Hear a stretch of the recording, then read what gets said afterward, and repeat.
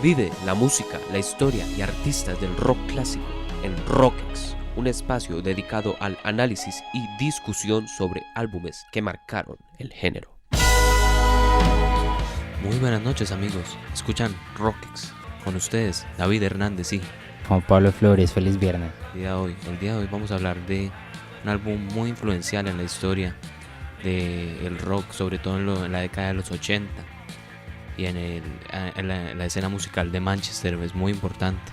No solo en la escena musical de Manchester, pero en toda la música británica y también en toda la música del mundo. Sí, este álbum influyó mucho en la música alternativa moderna. Claro, el álbum del que hablamos es Unknown Pleasures de la banda Joy Division. Unknown Pleasures es el álbum debut de estudio de la banda de rock, como les mencionaba, Joy Division, lanzado el 15 de junio de 1979 por Factory Records. El álbum fue grabado y mezclado durante 3 fines de semana sucesivos en Strawberry Studios de Stockport en abril de 1979 y fue producido por Martin Hannett. Los integrantes de Joy Division son Ian Curtis como cantante, Stephen Morris como baterista, Bernard Sumners como guitarrista y Peter Hook como bajista.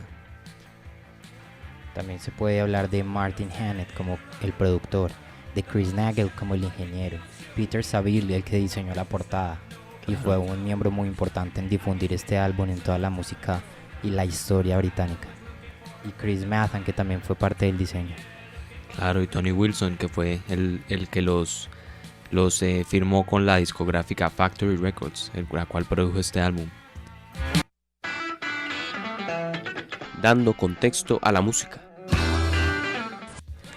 El contexto está marcado por muchos discos y artistas que eran muy relevantes en ese entonces en Inglaterra, tales como The Clash con su disco London Calling, David Bowie con su álbum Lodger, el tercero de su trilogía de Berlín, una serie de álbumes que me encanta mucho a mí personalmente. Esta época en la música es algo diferente porque ya no tiene una estética propia. Por ejemplo, aquí ya nos olvidamos del punk. El punk se podría decir que ya está muerto, entonces las bandas que hacían punk ya no están tan famosas y el sonido punk ya no es tan relevante en el mundo, que era lo más comercial en el rock en los 70, en la mitad de los 70. Entonces este ya es el final, ya casi a los 80, ya cuando llega la transición del New Wave y la música bailable con el sintetizador. Entonces todas estas bandas, por ejemplo, como usted decía, Prince o por ejemplo Fleetwood Mac, Roxy Music. Claro, era muy importante el uso del sintetizador en esta época. Entra mucho el pop y el disco, y todos esos elementos llegan y arrasaron con el punk, que ya había pasado su periodo de relevancia mayor. También cabe mencionar álbumes como Van Halen 2 de la banda Van Halen, que es la segunda ola de hard rockers, que como Judas Priest y Whitesnake, y ellos son los mayores representantes de esta segunda ola. También está Prince con su álbum debut, un artista de R&B muy importante. También está Michael Jackson con su álbum Off the Wall, a que ya entramos más bien a Estados Unidos. Pero ahí está Paul McCartney, por ejemplo, en el álbum Off the Wall, sí, también tiene mucha relevancia en el rock. Otro álbum muy importante en este año es Breakfast in America, el álbum más comercial de la banda en rock neoprogresivo, Supertramp. Muy importante. George Harrison con George Harrison, su álbum. Su sexto álbum epónimo. Muy interesante. Otra banda que también es muy importante en la segunda ola de hard rock es AC/DC con su álbum Highway to Hell en este año. Muy interesante. También está Pink Floyd, los rezagos del rock progresivo que todavía quedan en esta época, como con su álbum The Wall. Me gusta mucho a mí personalmente. ¿Usted qué piensa de este álbum? Pues de mi repertorio no es mi favorito de Pink Floyd, pero históricamente obviamente vendió demasiado, claro. A mí de esta época me gustaría resaltar Regatta de Black de The Police también. Me parece que entrando a experimentar con el sintetizador, esta banda siempre ha tenido sintetizador, entonces es importante resaltar. Claro, The Police, Sting, claro, artistas muy famosos que saldrían de esta banda. También está Communicate de Dire Straits, una banda que empezó la ola New Wave. Sí. También está Fleetwood Mac, imagínense, acá también saldrían gente muy famosa De acá salió Stevie Nicks. Imagínense, Stevie Nicks, ella es una artista, ella le dicen la bruja del rock. Pues ella se ha autodenominado la bruja del rock. Tiene estéticas muy parecidas como a Shakira, obviamente ya siendo más elegante. Un dato curioso. Entonces también está Tom Petty and the Heartbreakers con su disco Damn the Torpedoes. Está en el segundo puesto en la lista de mejores álbumes de 1979 de Rolling Stone. ¿Cuál? Tom Petty. Tom Petty and the Heartbreakers. Muy importante. También está Bob Dylan, que ya venía desde los 60. Entraba con los sintetizadores en Slow Train Coming. Acá ya Bob Dylan ya en esta época ya no saca sus canciones como tan clásicas, ¿no? Acá ya es un Bob Dylan tratando de ser relevante en la industria musical. Claro, ya había cambiado mucho su estilo según la época. También está la otra de las bandas de la segunda ola de hard rock, Whitesnake, que es los remanentes de Deep Purple, por supuesto, sí. Claro, con su álbum Love Hunter. También está una banda que antes era de rock progresivo y después volvió disco, Electric Light Orchestra con su álbum Discovery. Muy interesante. Me gusta este álbum y me gusta Discovery. Muy bien, entonces ahora hablaremos de los antecedentes, ya que tenemos claro el contexto en el que se desarrolló el álbum. Joy Division se formó en Salford en 1976 durante la primera ola de punk rock. Bernard Sumner y Peter Hook asistieron por separado a un show de Sex Pistols en el Manchester Leisure Free Trade Hall el 4 de junio de 1976 y a ambos les gustó mucho la simplicidad, velocidad y agresión de la banda. Aquí podemos ver cómo el punk rock influenció a mucha gente joven a pensar que podían hacer música, que no era necesario que tuviera una formación y un título y realmente tanta parafernalia para hacer música, sino que podía ser más natural. Fue la simplicidad, uno de la estructura musical, porque ellos tocaban muy rápido, tocaban simple y también eran bandas cortas de 3 personas, de 2 personas. Entonces esto le quitaba como esa teatralidad que usted dice de esas bandas anteriores, como esas super músicos de academia. Claro, como Emerson, Lake and Palmer, Jazz, Pink Floyd. Sí, como que bajaron. Antes se les consideraba como dioses a las estrellas de rock y como que no se les podía bajar del escenario. Eran como había un gran abismo entre la audiencia y la banda. Siempre había ese abismo y Sex Pistols y el movimiento punk lo que hizo fue abrirle los ojos a la juventud de que no era necesario toda esa parafernalia y tanta cosa. Y darles esa curiosidad por tener una banda. Entonces estos muchachos que acabamos de mencionar, ¿no? Bernard Sumner y Peter Hook, crearon una banda llamada Warsaw. Warsaw, sí, inspirada por la canción Warsaw del álbum Low de David Bowie. Como mencionábamos antes, el primer álbum de la trilogía de Berlín. Pero después los confundieron con una banda de punk llamada Warsaw Park y para diferenciarse entonces simplemente se llamaron Joy Division. Joy Division, sí. En esta época Peter Hook y Bernard Sumner estaban como obsesionados con las imágenes del nazismo y todo. Entonces le pusieron este nombre en honor a una parte de un libro que hablaba de... Es un tema más bien oscuro en los campos de concentración de los judíos, como había alas de placeres sexuales, de prostitución. Exacto. Y a estas alas se les llamaba Joy Division. La división de la felicidad. La división de la felicidad, que era como un seudónimo que le daban, muy cruel. Y usando estas imágenes nazis, le dieron su nombre a la banda. Entonces 2 años antes de lanzar este álbum que estamos hablando hoy, Unknown Pleasures, firmaron con RCA Records en 1978, inicios de 1978. Claro, en este entonces todavía estaban buscando un cantante y lo encontraron en un otro concierto al que asistían. Este fue Ian Curtis. Lo metieron a la banda sin audición.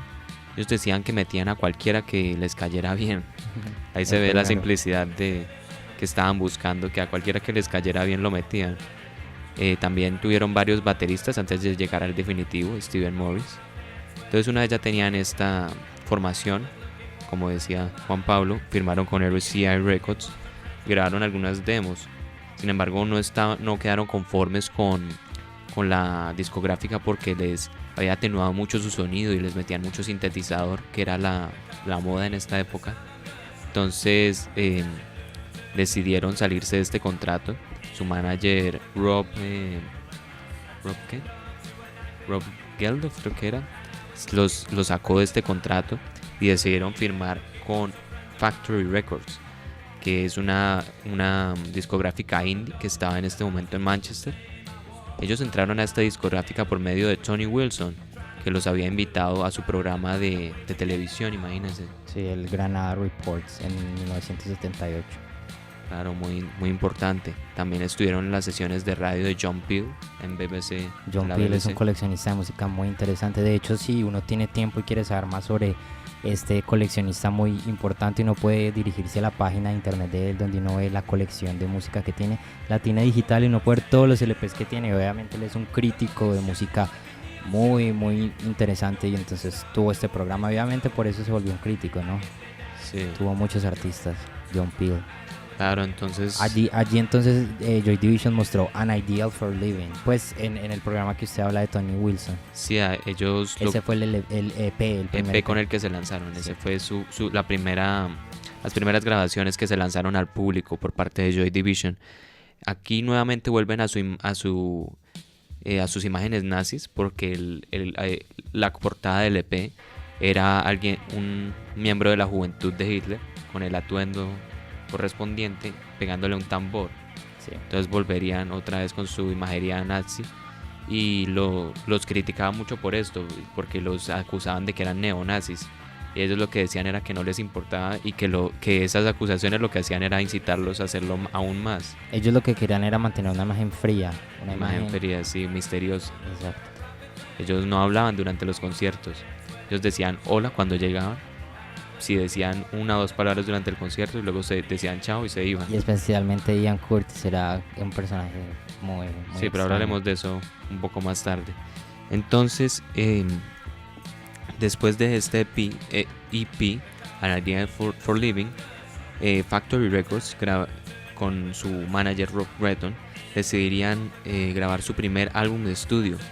Para grabarlo, les hicieron un contrato y consideraron volver a firmar con una gran discográfica. Sin embargo, el manager les dijo que no, porque como era una indie, les daban 50-50 de los beneficios. Entonces decía que ganarían lo mismo que al firmar con una gran discográfica, lo cual no sería verdad al fin y al cabo. Bueno, y le tengo un dato de producción. Para hacer este disco costó 5.000 libras. Eso serían 20 millones de pesos. Siempre harto para un disco indie. Pero luego Tony Wilson, encargado de Factory Records, dijo que en realidad costó alrededor de 18.000 libras, y eso serían 74 millones de pesos. ¿Qué le parece? Se pasaron mucho de presupuesto. Para a veces sonar como tan crudo, ¿no? Como no tan producido, porque pues este presupuesto es muy alto, ¿no? Pero claro. Igual yo creo que lo hicieron hasta el doble, el triple, sí, con claro. Las ventas del álbum. Claro, fue un álbum relativamente muy, muy comercial, sobre todo para hacer una discográfica indie como era Factory Records. Vendieron bastante, pero hablaremos más de eso más tarde. ¿Cómo, cuándo y dónde se grabó el álbum? Muy bien, ahora hablaremos de la producción del álbum. Es uno de los aspectos más interesantes, pues lo hizo Martin Hannett, un ingeniero de sonido que a mí me parece que es casi como otro miembro de la banda. Me parece que creó el sonido de la banda, porque ellos en vivo eran una banda punk, una banda muy ruidosa, muy estridente, y él lo que hizo fue convertirlo en un sonido más cerebral, más tétrico, más atmosférico, me parece, con la producción de él. Sí, el tipo les metió producción, él les metió visión, él quiso experimentar con los sonidos, con la producción. Él vio como visión en esta banda, y pues esta banda no era la mejor. No, musicalmente podrían ser mejor, y sin embargo lograron tener una visión por medio de este productor. Exacto, la visión del productor. Con ellos como producto llevó a una buena venta. Claro, a mí me parece que es uno de los mejores productores eh, en cuanto a paisajes sonoros y efectos de sonido. Me parece que los implementó muy bien en esta música, sobre todo una música que no estaba hecha alrededor de eso, sino que él tomó la visión de lo pesado, de lo duro, que es como el sonido de la banda, y entonces la producción la hizo así, basada en esto, en sonidos duros, en sonidos raros, extraños, que le fue agregando la música, no como los sonidos experimentales de ambiente que él coge y los mete. sí. Entonces, Non Precious se grabó en Strawberry Studios en Stockport durante 3 fines de semana entre el 1 y el 17 de abril de 1979. Esto es un dato curioso porque los miembros de la banda eran de clase trabajadora, no eran superestrellas ni nada. Entonces tenían que tener un trabajo normal aparte de la música y solo podían ir los fines de semana a grabar el álbum. Entonces realmente solo se hizo en 6 días la grabación, sino que se demoraron 3 semanas porque en 3 semanas tenían que estar trabajando. Y si usted mira entre el tiempo de grabación y el tiempo de cuando fue lanzado, fue algo muy rápido, ¿no? O sea, todo fue muy rápido. Claro, porque es una discográfica indie la que lo lanzó. Exacto. Y ellas no tenían así muchas bandas, mucho trámite, ¿no? Era casi que una empresa entre amigos que la hicieron y sacaban álbumes por medio de ella. Era una escena muy importante la de Manchester, porque era un estilo de música muy underground, mucha experimentación. Era una escena musical interesante la de Manchester, a la cual pertenece Joy Division y otras bandas. Exacto, otras bandas. Por eso mismo fueron populares, porque hacen parte como de un movimiento musical, el de Manchester. Entonces representan este sonido muy bien. Entonces, ¿qué más podemos hablar de la producción de este álbum, David? Martin Hannett utilizó varias técnicas de producción inusuales y efectos de sonido como retrasos digitales con AMS 1580S, moduladores de tiempo Marshall, y usaba eco y la reverberación muy prominentemente en la producción. Así también como botellas rompiéndose, ¿no? Claro, efectos de sonido. Gente comiendo papitas fritas o Guitarra. guitarras al revés, ¿no? Sí, también grabó el sonido del ascensor, que es el sonido metálico que aparece en Inside. Exacto. Al principio de la canción Inside. Ese es un ascensor que era el de Strawberry Studios.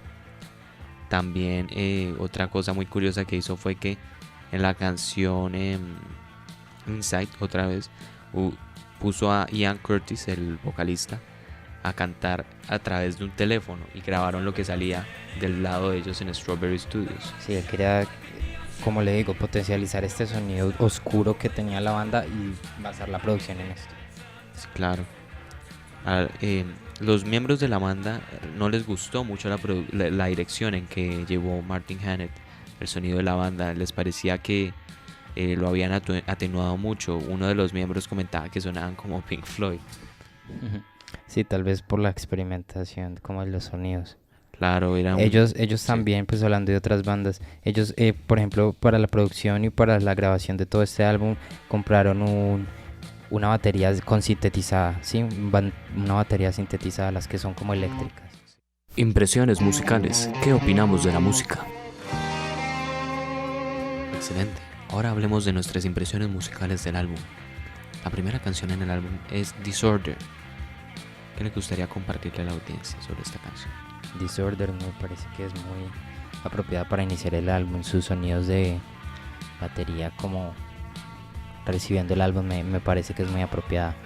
Me gusta todo el sonido que le da y es un sonido muy maduro, aunque creo que no debería ser la primera. Sí, a mí tampoco me parece que es una buena primera canción. Sin embargo, me gusta mucho la textura, la atmósfera que le da al álbum, pero podría ser mejor, la verdad.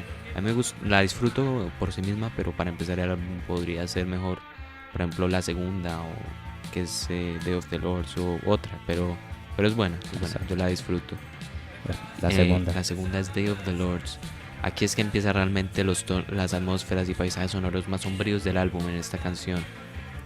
Es una canción que empieza lento y todo, y luego tiene una escalación hacia un sonido mucho más lleno y tétrico. Es un sonido muy tétrico el de esta canción. A mí me parece que esta canción es como una manera de ver lo que ellos después van a hacer en Closer. Esto se parece mucho a lo que hacen en Closer de Day of the Lord. Claro, y aquí es que entra mucho el factor de la voz de Ian Curtis, que era una voz barítono, tiene una entrega bastante insegura y a veces hasta muy plana, pero eso me parece que no quita la experiencia musical porque está muy en línea al estilo que estaba buscando la banda, me parece. La voz la comparan, ya que habla de la voz la comparan con Jim Morrison, como una versión como un poco más cruda de Jim Morrison. Sí, un poco más agresiva, menos Poética. sí. La siguiente canción, Candidate, también es una canción muy, muy tétrica, muy sombría, muy lúgubre. Yo creo que aún más lúgubre que la anterior. Estoy de acuerdo, totalmente. Es una canción muy gótica. Muy gótica, sí, habla... Ian Curtis habla muy como entrecortado y muy en manera muy lúgubre y triste. Él parece muy triste cuando habla en esta canción. Bastante interesante, Candidate. ¿Qué le gustaría compartirle a la audiencia sobre Candidate?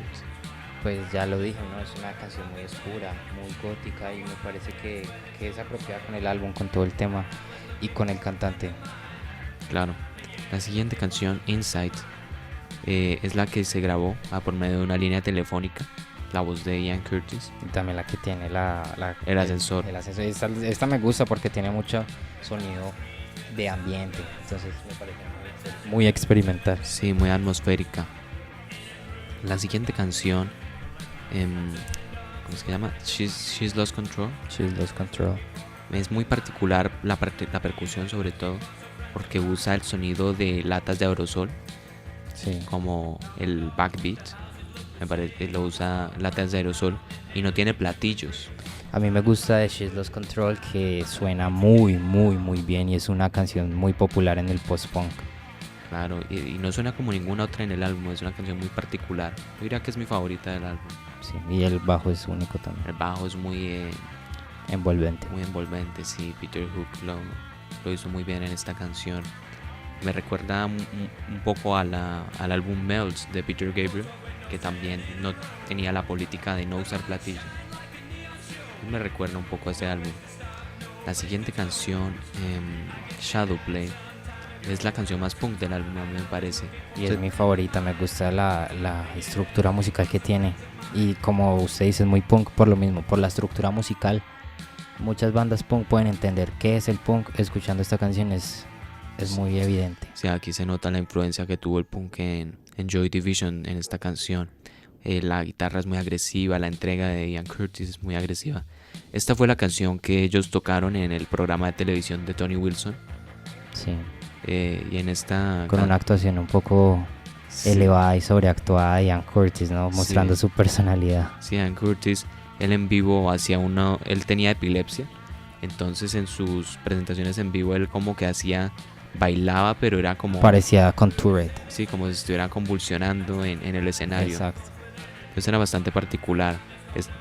La siguiente canción, ¿cómo era? Wilderness es también una canción más bien corta, de las más cortas del álbum. Es corta. Es experimental, ¿no? O sea, este álbum es muy bueno porque aparte de ser tan punk, es esa mezcla del sonido raro, sonidos diferentes, y este es uno que crea como una atmósfera oscura. Sí, claro, es un álbum con otra percusión bastante inusual, tiene un patrón rítmico muy interesante. Más sin embargo uno puede ver como tintes de New Order. Claro. Definitivamente en esta canción. Sí, New Order fue la banda que salió después de... Bueno, hablaremos de eso más tarde. La siguiente canción, Interzone. ¿Qué le gustaría decir sobre esta canción, Juan Pablo? Bueno, esta canción me parece que me gusta, ¿no? Esta es muy buena. Es que no sé cómo explicarle. Este sonido me parece muy refrescante para la época. Entonces esta canción me parece muy apropiada también para mí. Sí, en esta canción la voz de Ian Curtis tiene doble seguimiento. Entonces pareciera que estuviera hablando otra persona. Sí. Entonces es interesante esta canción. Es también muy corta, de 2 minutos y 20 segundos, si no estoy mal. Sí, de 2 minutos y 20 segundos. Puro punk. Es puro punk, sí. El punk es corto, es breve. Breve, sí, agresivo. Y la última canción, I Remember Nothing.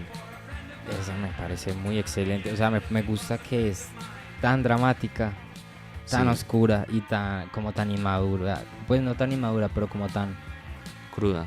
cruda, exacto, tan cruda. No es una canción que digas muy madura, es muy pensada. Sí, es bastante atmosférica, experimental. Es experimental, exacto, es improvisada. Yo Sí, diría aquí como. suenan varios efectos de sonido, que es que suena la botella rompiéndose, la gente comiendo papas fritas.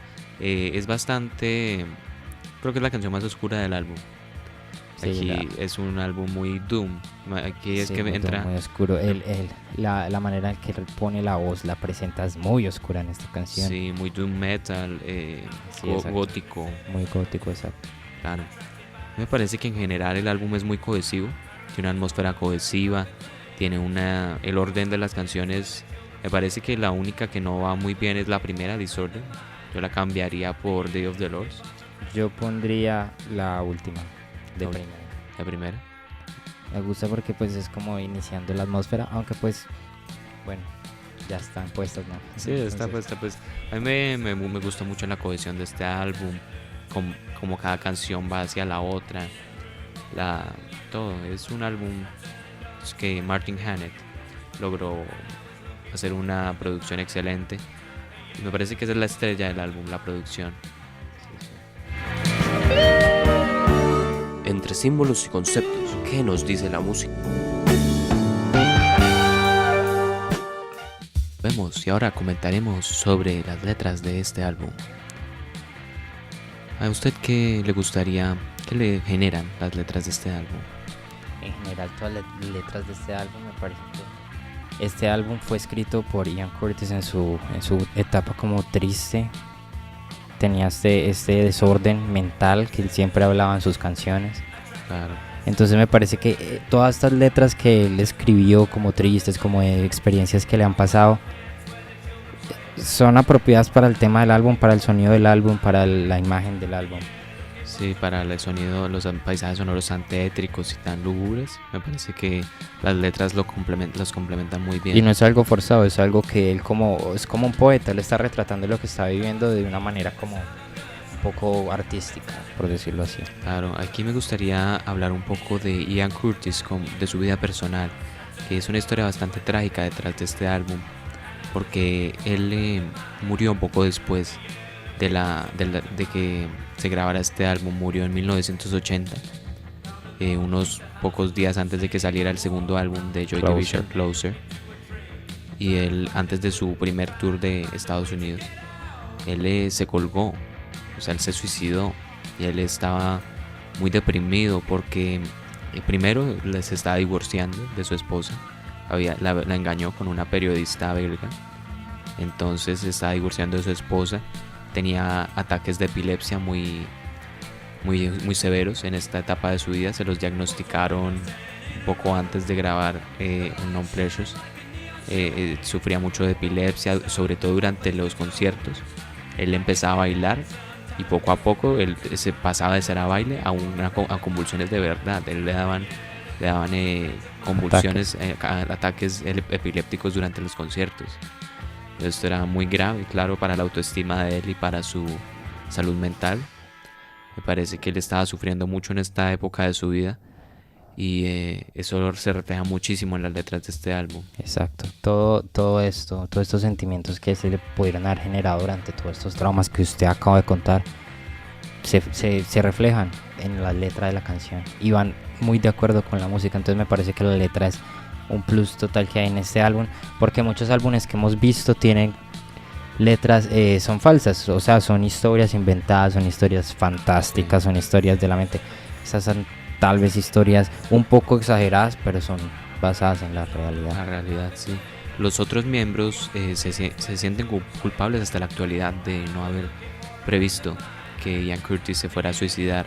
Él tuvo un intento de suicidio antes de lograrse suicidar definitivamente. Exacto. Y ellos se sienten muy culpables por no haber visto la seriedad de la enfermedad mental de Ian Curtis.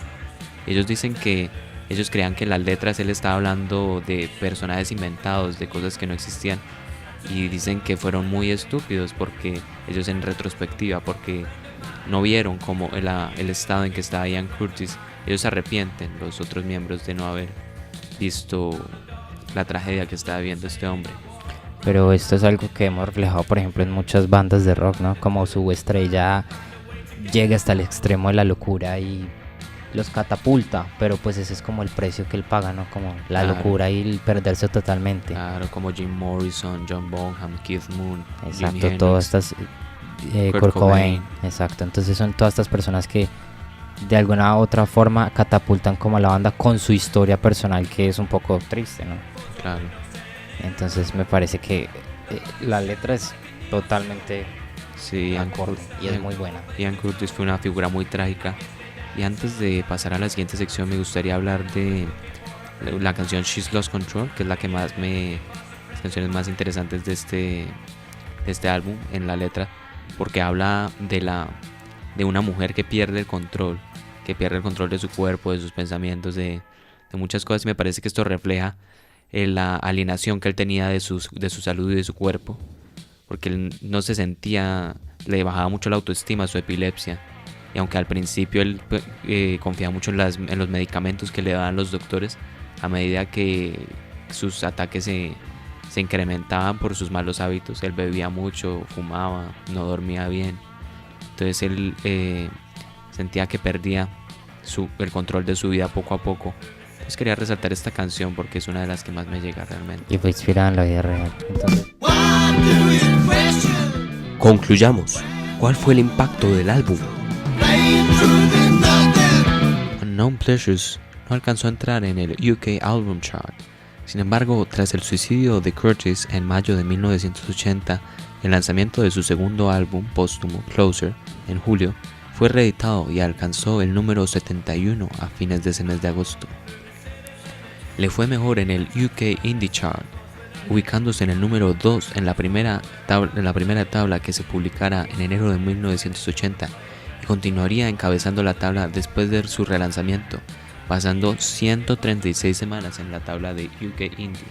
hay una revista que se llama el New Musical Express en Inglaterra y aprecia mucho las bandas indies y ha estado también desde los 80. De hecho fue creada como en los 80, entonces ella desde el inicio abrazó mucho a Joy Division y después lo que sería New Order. New Order es una banda que fue creada con los mismos miembros de Joy Division, pero ya después del suicidio de Ian Curtis, ellos deciden crear su propia banda. Sí, Esta banda ya tiene un estilo más new wave, más bailable. sí, más Conservan mucho su sonido de Sí. Joy Division, post-punk, pero definitivamente es sí, muy... ya tras la salida muy de wave. Ian Curtis, la desgraciada salida de Ian Sí. Curtis, ya el sonido tan tétrico, lúgubre, también salió de la banda. Exacto, tan tétrico y tan lúgubre. De hecho, lo único de su repertorio que se puede considerar así como tétrico y lúgubre es el primer álbum que ellos tienen, porque todavía suenan a Joy Division, pero ya luego totalmente descubren un nuevo sonido y pues esta banda se vuelve muy importante en el rock y en el new wave. Claro, muy importante. Entonces ese es el legado que dejó este álbum, Unknown Pleasures. También me gustaría mencionar la portada, que es lo más icónico de este álbum. Pues ha Exacto. estado en muchísimas camisetas, merchandise, muchos productos tienen este logo, y es las primeras ondas registradas de una estrella de neutrones, un pulsar. Entonces esas ondas que se registraron son la portada de líneas blancas que tienen como ondas sobre un fondo negro. Y lo que es bacano es que el fondo muy negro, es grande y estas ondas son pequeñas. Claro. La mitad del álbum. Claro, y Muy sobrio y muy apropiado al sonido del álbum. sí, es una portada muy buena.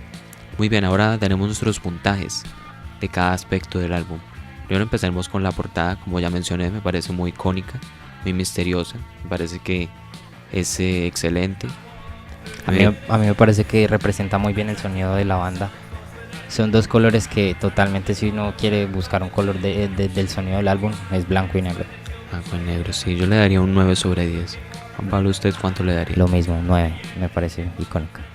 Bien, el siguiente aspecto es la producción del álbum, que a mí me parece que se roba el show de este álbum. Le daría un 10 sobre 10 a la producción. Me parece que Martin Hannett es el miembro no oficial de Joy Division, que le dio sus paisajes sonoros, su identidad. ¿Usted cuánto le daría a la producción? Yo le daría Juan un Pablo? 9. Este tipo reunió una banda, armó un experimento, se propuso hacer un álbum, lo grabó y pues lo hizo. El tipo tuvo una visión. Sí, me parece que el Martin Hannett era un genio, a mí me parece excelente. La siguiente puntuación es la de la música. A mí me parece que la música es muy punk para mi gusto, yo no tengo tanta preferencia por el punk. Sin embargo, la disfruto de gran manera por las atmósferas lúgubres que tiene y las atmosféricas. Los paisajes sonoros los aprecio mucho. Por eso le daría un 7 sobre 10 a la música. A la música yo le doy un 8. Me gusta que cómo está construida y que suena tan punk, pero a la vez tan futurista, tan raro. Es diferente, es diferente a lo de la época. Todos los álbumes que hablamos al inicio, que están en su contexto histórico, no tienen nada parecido a esto. Entonces, para mí es un 8. Claro, a mí la letra me gusta mucho también. Ahora le daremos poner la puntuación a la letra. Me gusta mucho, es muy tétrica, y refleja mucho el estado mental de Ian Curtis y me parece que es relevante, por eso también resonó con mucha gente de la juventud de Inglaterra. Yo lo veo 9. Me parece muy interesante la letra. Me parece que es como un Jim Morrison, pero un poco más oscuro, como triste, más oscuro, menos depresivo, poético, gótico, emo. Sí, es una estética muy interesante la de estas letras. Así que yo le daría un 8, me parece, porque el uso del lenguaje no me gusta tanto. Pero es bueno, es Y bueno. a todo el álbum, ¿cuánto le daría? A todo el álbum le daría un 8 sobre 10 a todo el álbum. Yo le daría un 9. Me parece que es fundamental en cualquier lista de álbumes icónicos. Sí, es un álbum histórico muy importante. Entonces le doy un 9. Para mí fue un 9. Excelente. Esto ha sido Rockex. Muchas gracias por escucharnos en el día de hoy. Con ustedes ha estado David Hernández y Juan Pablo Flores. Muchas gracias. La próxima semana hablaremos del álbum Synchronicity de la banda The Police. Muchas gracias por escucharnos en el día de hoy. Vive la experiencia rock, historia, música y mucho más en el próximo Rockex.